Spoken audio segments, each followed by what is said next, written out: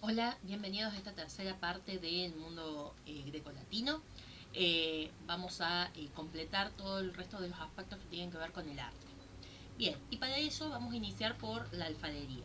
La alfarería, es decir, la cerámica que tenía que ver con el mundo griego y latino, se va a desarrollar mucho principalmente porque eran los contenedores en los cuales transportaban tanto el aceite como el vino.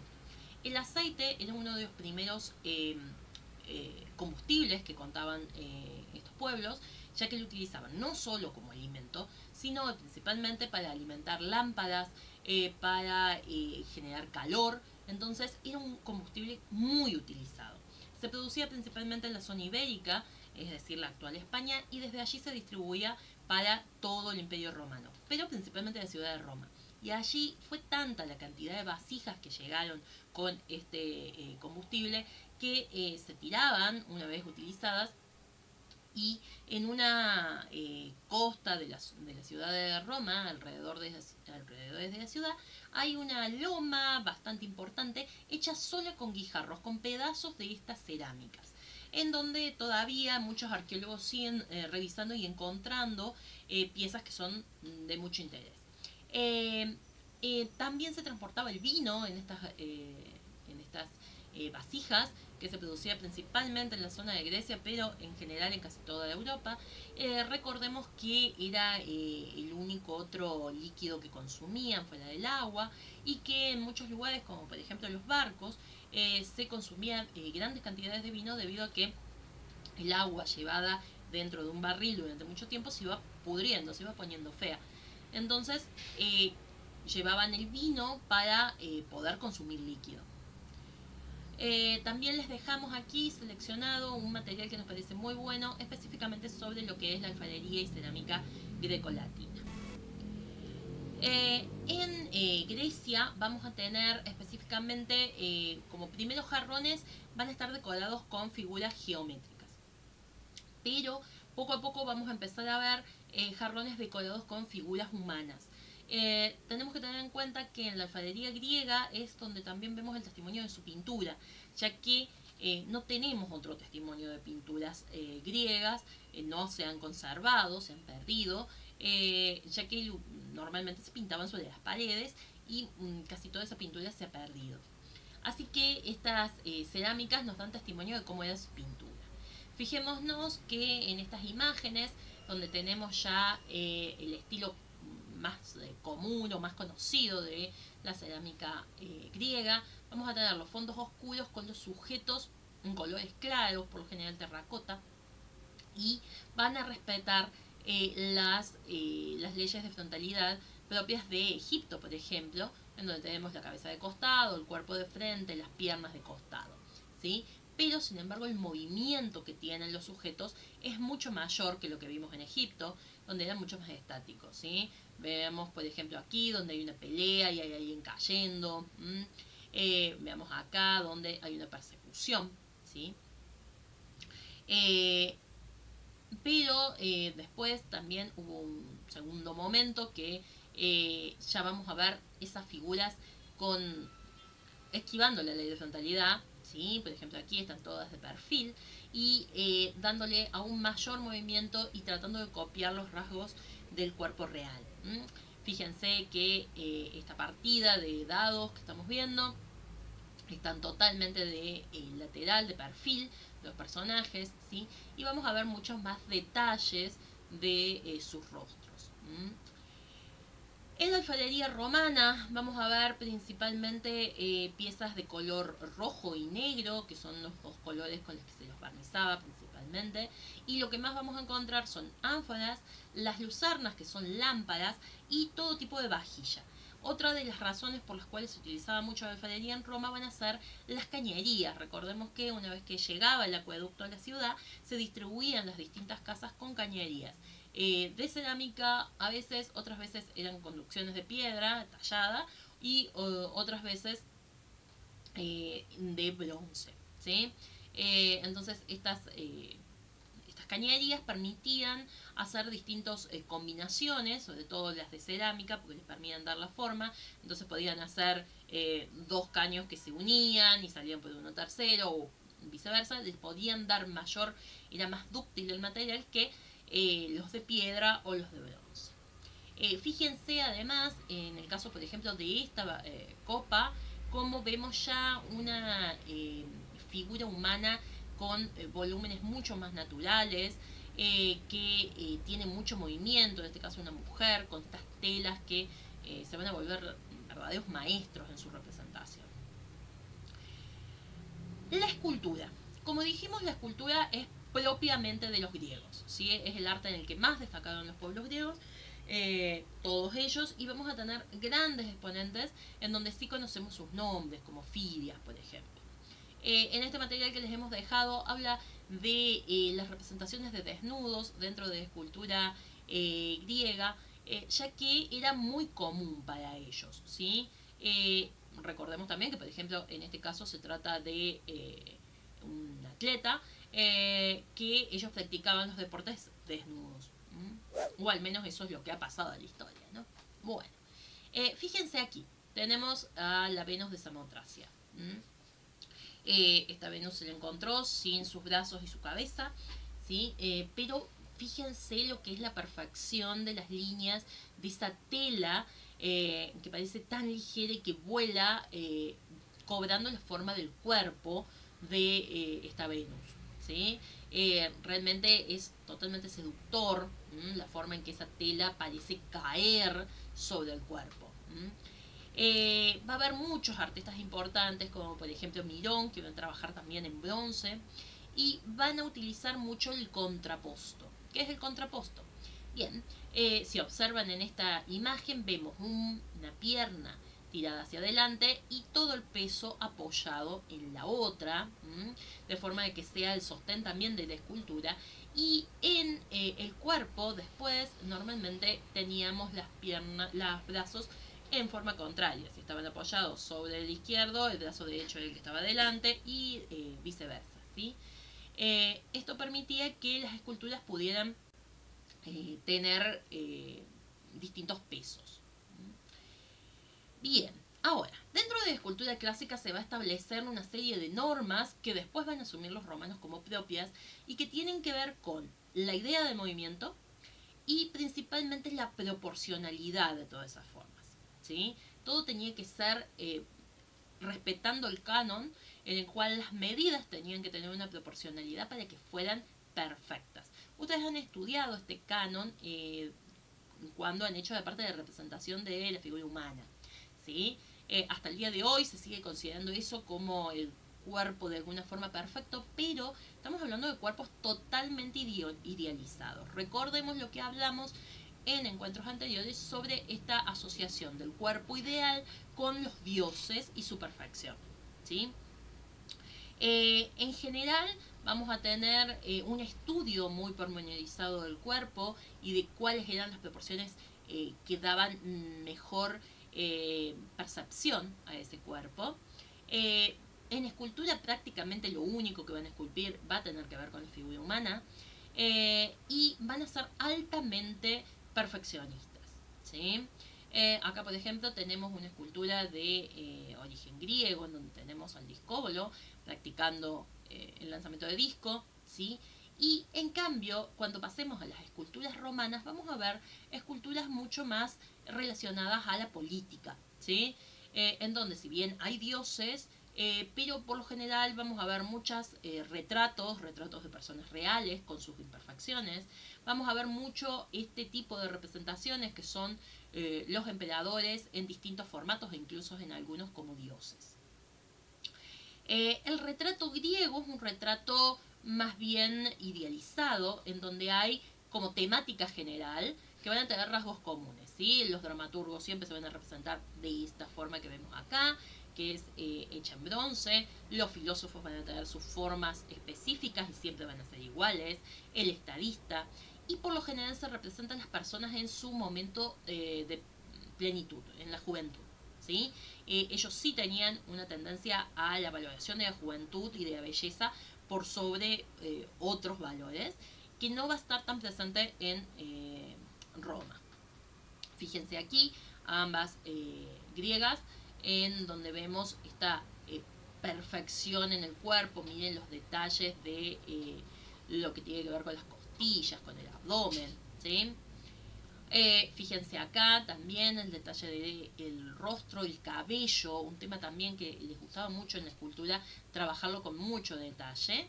Y vamos a ver también como parte de la escultura los bajorrelieves que van a decorar casi todos los edificios. La mayor parte de estas estatuas y de estas bajorrelieves estaban pintadas y con muchos colores, ¿sí? Lo que vemos acá, esta que está aquí, es una Atenas, ¿sí? Es una Atenea, como esta, pero en una proporción mucho más grande, estábamos hablando de casi 15 metros, era la escultura que estaba dentro del Partenón, ¿sí? Hecha en marfil. En este caso está hecha en mármol. Fíjense aquí la representación de las mujeres en distintas versiones. Si bien son diosas, las vamos a ver en su versión de guerrera, en sus versiones de Venus, mucho más seductora, o en la versión de la mujer del hogar. Fíjense lo que son las representaciones de las telas.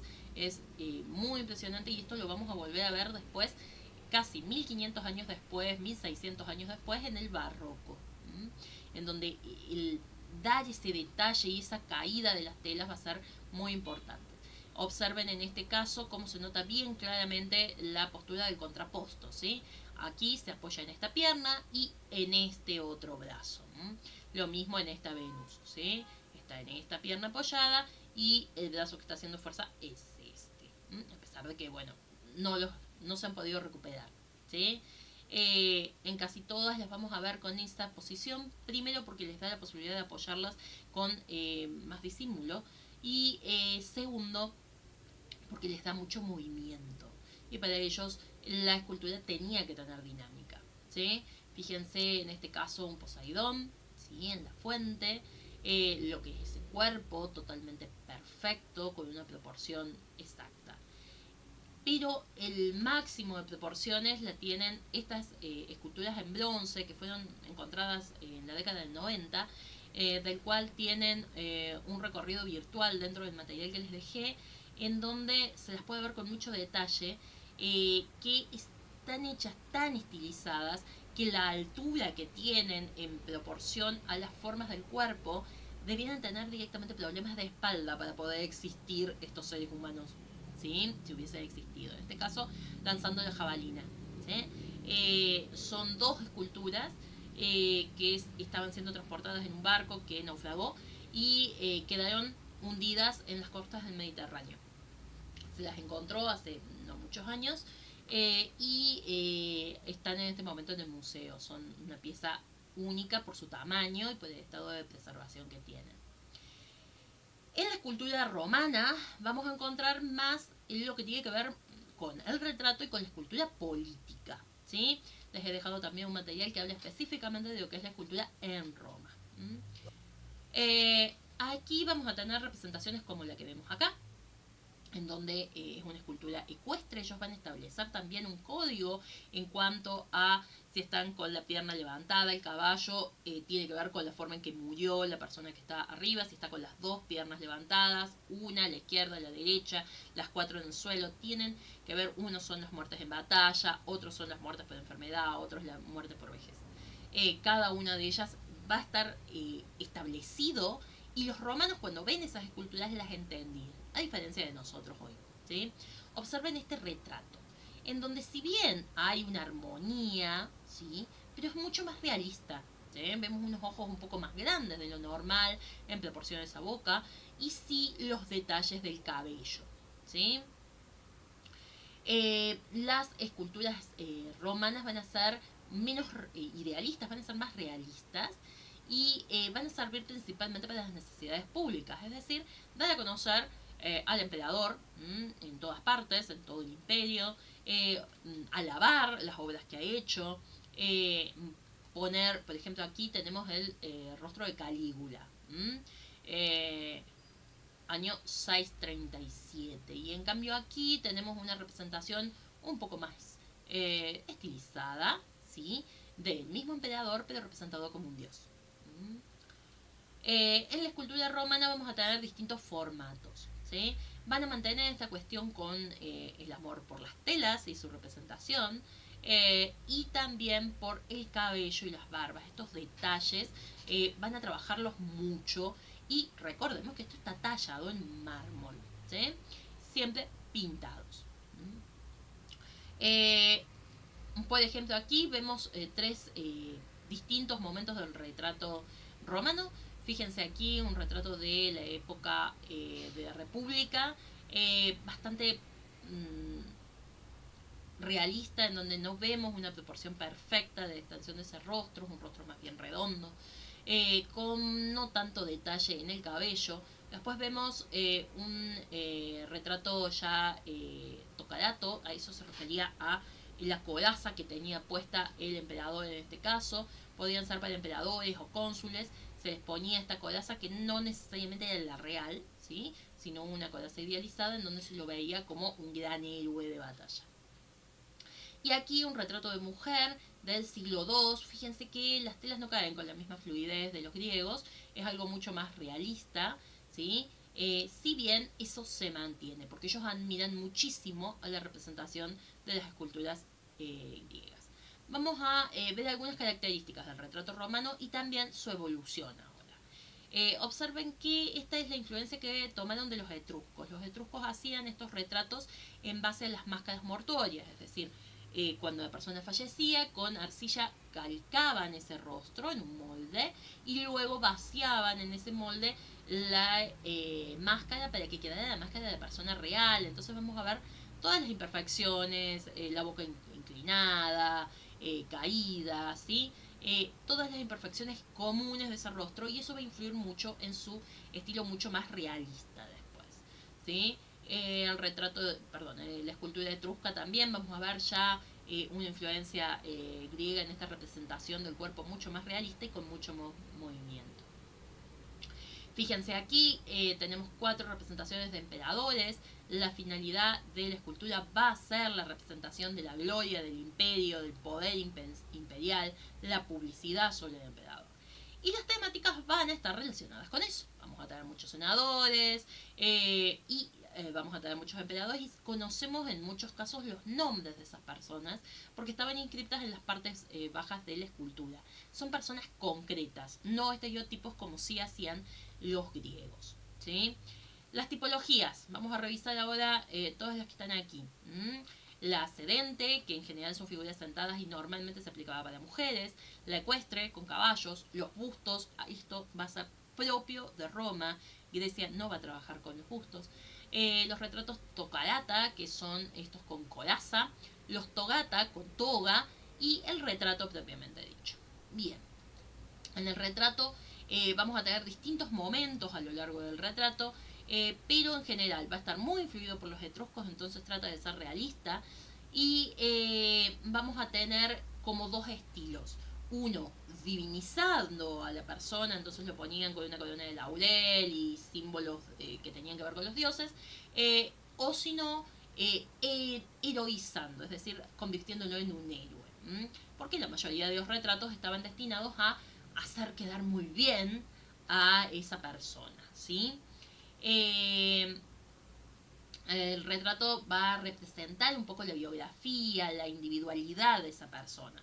Y va a ser un orgullo para la familia el tenerlo. De hecho, en las casas solían estar estos bustos con los retratos de las personas y de los viejos patriarcas de la familia.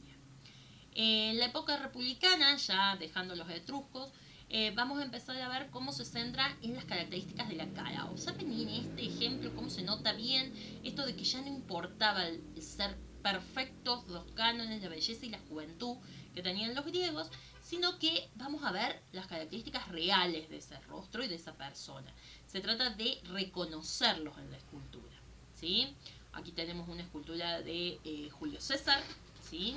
El primer gran amor de Cleopatra, y aquí una de Cicerón, filósofo. Pero fíjense cómo tienen características totalmente distintas, no hay nada que los asocie, no es un modelo genérico como si pasaban las tipologías griegas, sino que vemos esta representación particular de una persona. Durante la época imperial vamos a tener este modelo, el Imperator, ¿sí? que es justamente, como decíamos, el emperador ataviado como cónsul, como general victorioso.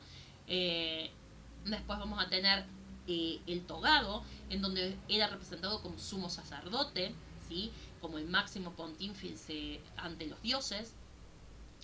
Después vamos a tener la divinización de los emperadores. Esto va a ser bastante más avanzado en el imperio, cuando los emperadores empiezan a considerarse a sí mismos parte de el Olimpo, de esos dioses, o por lo menos elegidos por ellos, ¿sí? Siguen manteniendo las características, las individualidades de los rasgos faciales del emperador, pero un poco más idealizados para formar parte del panteón de dioses.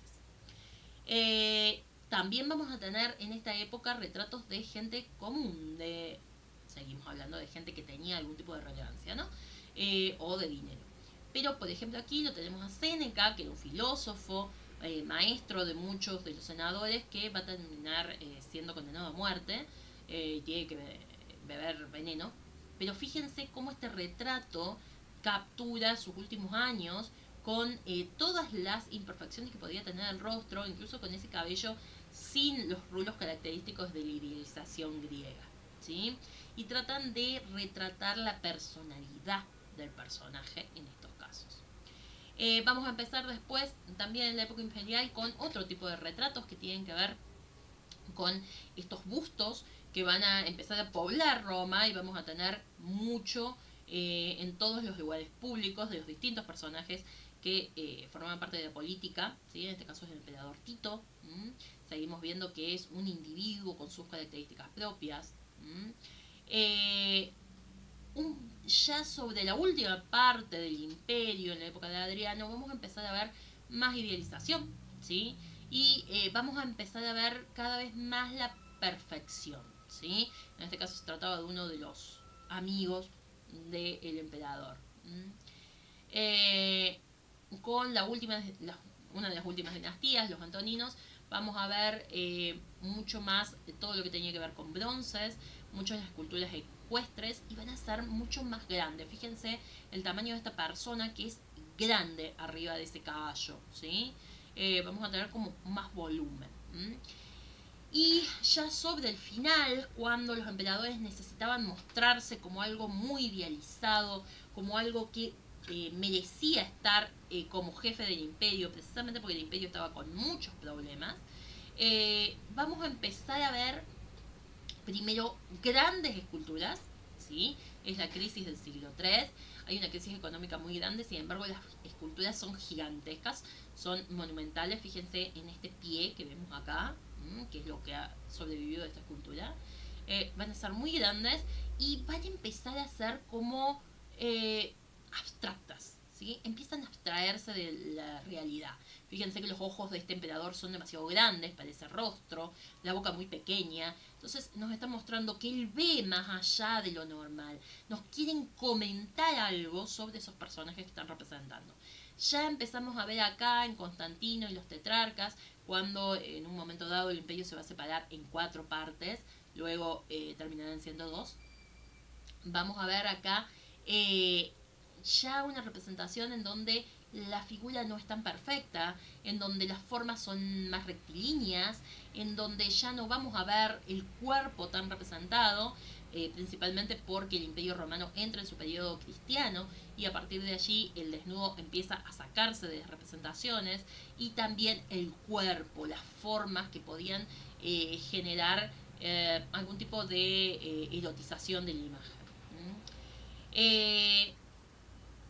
En varios momentos de la historia vamos a ver cómo se van haciendo copias de estos cuadros como forma de ir aprendiendo de parte de los romanos cómo trabajaban los griegos, pero también como a lo largo después de la historia como el ideal de escultura. Por eso este tipo de escultura va a seguir manteniéndose durante muchos siglos después de la Edad Media, y se lo va a retomar en varios momentos de la historia. Otro de los trabajos que hacían en la escultura era el relieve. El relieve por lo general era narrativo, por eso hablamos de un relieve histórico, ¿sí? Las representaciones permitían ver la narración de algún hecho, en donde había composiciones muy complejas. Esto es un detalle de la columna trajana, que está completa aquí, ¿sí? Esta es la columna, y estas son las representaciones que van como en espiral alrededor de la columna, narrando una de las conquistas que hizo Trajano, el emperador que hizo esta columna en medio del foro, ¿sí? Y su escultura arriba de todo. Este tipo de esculturas eran muy comunes, esto de la columna D, y allí se narraban distintas acontecimientos. Después tenemos, por ejemplo, el Arapacis, que está conservado en uno de los museos actualmente. En uno de los videos hay una visita al Arapacis que pueden hacer en 3D, era el lugar donde se consagraba a los emperadores de la familia Augusta, ¿sí? Y va a estar toda tapada de bajorrelieves que permiten narrar la historia de esta familia, cómo llega al poder. Este es el detalle de otra de las columnas, de la de Antonio Pío, en donde vemos todavía esta representación del cuerpo muy perfecto, las telas, idealizaciones en lo que tiene que ver con la representación de los dioses o de figuras similares, pero fíjense aquí arriba donde tenemos a estas personas que están mirando desde el más allá, en donde sí reconocemos sus rastros y son de nuevo individuos, ¿sí?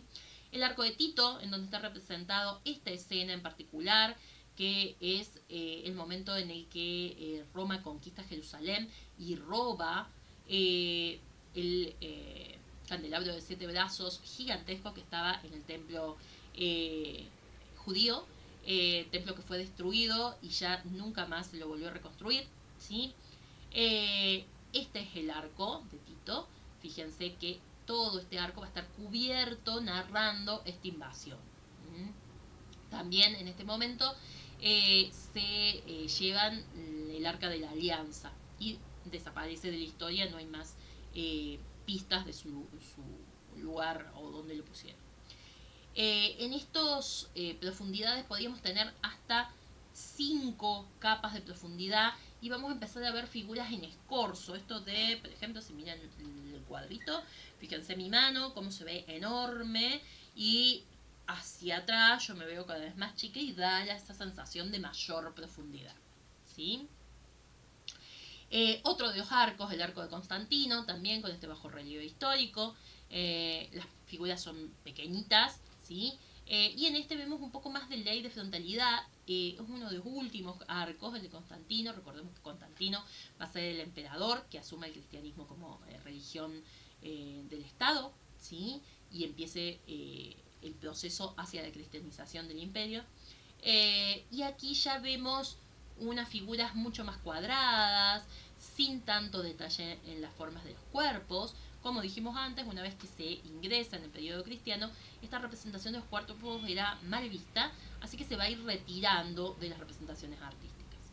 Acá está la columna de Marco Aurelio, en pie hasta el día de hoy, ¿sí? Conmemora su victoria sobre los sármatas, una guerra muy larga que tuvieron los romanos, y vemos en la parte superior su estatua.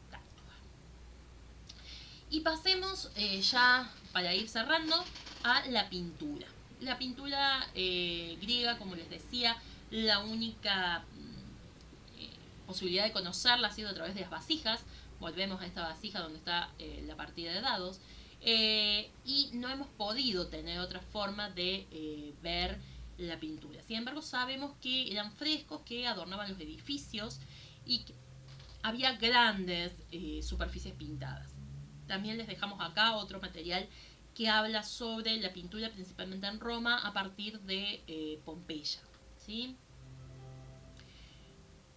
La pintura romana que conservamos, como les digo, en Pompeya y Herculano, que estuvieron totalmente cubiertas por lava durante siglos.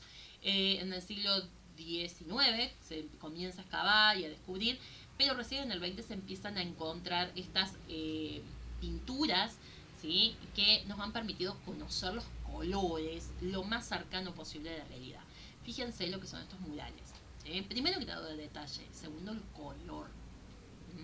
Observen que toda la pared estaba pintada, no es solo un detalle o un cuadro pequeñito, ¿sí? Sino que está todo extendido a lo largo de la pared. Esta imagen es esta imagen, ¿sí? Y observen la fluidez de los movimientos. Acá ya no vemos la de frontalidad, acá vemos los movimientos completos de las distintas situaciones. Y con estos colores intensos, ese rojo sumamente intenso, guardas decorativas arriba y abajo, techos pintados, ¿sí? Observen aquí que donde no hay un mural representativo, también las paredes están pintadas de colores, realzando y en algunos casos creando falsas columnas, ¿sí? Para que dieran mayor elegancia a esos espacios internos. Y además tenemos los cuadros, ¿sí? Directamente pintados sobre la pared en vez de hechos en otro marco. Observen lo que es esta representación, ¿sí? Esta representación estaba en una parte que se cree que puede haber sido una casa de masajes o un prostíbulo, algo similar. Pero por eso las representaciones tanto de figuras desnudas o de gente pasándola muy bien. También vamos a encontrar en otras casas, en villas más familiares, vamos a encontrar muchas representaciones incluso de rostros reales, es decir, de personas concretas, suponemos que habitantes en algún momento de esas casas, tocando un instrumento, como en este caso que está tocando la guitarra, es una especie de arpa, pero no conozco su sonido. Fíjense también cómo están alrededor, rodeadas de estas guardas muy grandes, ¿sí? Guardas que por lo general tenían motivos florales. Vamos a tener distintas etapas en el dibujo romano. Vamos a tener un primer momento que era el de la incrustación, en donde trataban de imitar otros materiales sobre las paredes, esto que les decía de dibujar columnas, de dibujar mármoles, ¿sí? Costumbre que se va a mantener y se va a retomar muchísimo en el barroco. Después va a tener mucha presencia en la arquitectura, ya a partir del siglo I a.C., y va a generar imágenes que engrandezcan los espacios que están presentando. Vamos a tener también otro periodo ornamental en donde se van a dibujar mucho escenas de naturaleza, elementos vegetales, animales, guardas, flores, ese tipo de cosas. Y también, sobre todo en la época de Nerón, se ha encontrado en el palacio de Nerón, que sus restos están bajo tierra, se han encontrado representaciones que generan un espacio como si fuera una escenografía. Nosotros vemos la pared y hay pintada una ventana que nos muestra un paisaje, pero ese paisaje obviamente está pintado, no es real. Entonces vamos a ver mucho de eso y vamos a ver muchas cortinas que enmarcan este tipo de espacios no realistas o de ilusiones de espacio, ¿sí? Fíjense lo que son las perfecciones de esas figuras y reténganlas porque cuando pasemos en el siguiente bloque a Edad Media vamos a ver qué pasa con este dibujo, por qué la pintura cambia tanto, ¿sí? Observen aquí que se notan bien rostros definidos, incluso el color de piel de cada persona, las características de su nariz, no son idealizados, estos son retratos, a diferencia de aquí que sí vemos una imagen idealizada estereotípica, ¿sí? Bueno, y finalmente una de las producciones artísticas muy características de los romanos, que en los griegos está presente pero muy poco, va a ser el de los mosaicos. Estas pequeñas teselas, estos pequeños pedacitos de cerámica que con sus colores iban generando formas en paredes, pero mucho en pisos. También se están descubriendo continuamente este tipo de hallazgos en toda la zona que ha sido del imperio, incluyendo Egipto y las zonas de Asia, ¿sí? Fíjense el trabajo que tiene en claro oscuro esta imagen, sin embargo está hecha toda con pedacitos muy pequeñitos, solían tener alrededor de un centímetro y medio. Fíjense en este caso los animales representados y además rodeados con guardas. Los griegos y los romanos no se caracterizaban tanto por las alfombras como otros pueblos de Asia, entonces sus pisos estaban ricamente decorados, ¿sí? Observen esto sí es una decoración de Pompeya. Aquí había paredes, esto era el recinto interno de una casa. Pero fijémonos la cantidad de motivos animales, son todos pájaros, que vemos en este piso, todo trabajado con esta técnica. Veamos aquí dos detalles. Acá pueden observar con detalle el trabajo de las teselas, de estos pequeños mosaiquitos, de cómo se van alternando para generar las luces y las sombras. ¿Sí? Miren lo que es esta imagen maravillosa de Medusa. Esto está en una pared en este caso. ¿Sí? Estos peces en cambio están en un piso. Fíjense aquí cómo los están descubriendo. Esto que ven acá son restos de lava aún. Y cómo van descubriendo este piso, en este caso con figuras geométricas, pero también con mucha claroscuro y formas sumamente ricas. Todos los pisos estaban decorados con... Todos los pisos de las personas de dinero estaban decoradas de esta manera. Fíjense, acá tenemos una guarda lateral, esto está en una pared, ¿sí? Que tiene toda una serie de patos uno al lado del otro. Y esto está en una pared también, pero formando el marco de unos cuadros. Fíjense el rostro representado. ¿Sí? Aquí observen que tenemos el piso lleno de peces y en el aljibe también todo tapado con mosaicos. Sobre esto también les hemos dejado un video que es muy interesante, muy breve, en el que cuenta cómo se trabajaban estos mosaicos. Finalmente les he dejado alguna bibliografía que hemos utilizado para el material y con esto ya estamos cerrando este bloque que tiene que ver con el mundo clásico, al menos en la parte teórica. Vamos a reforzar muchas de estas cosas en clase y tanto en clase como vía digital pueden hacer todas las preguntas que surjan. Muchas gracias y nos estamos viendo en el aula o por video.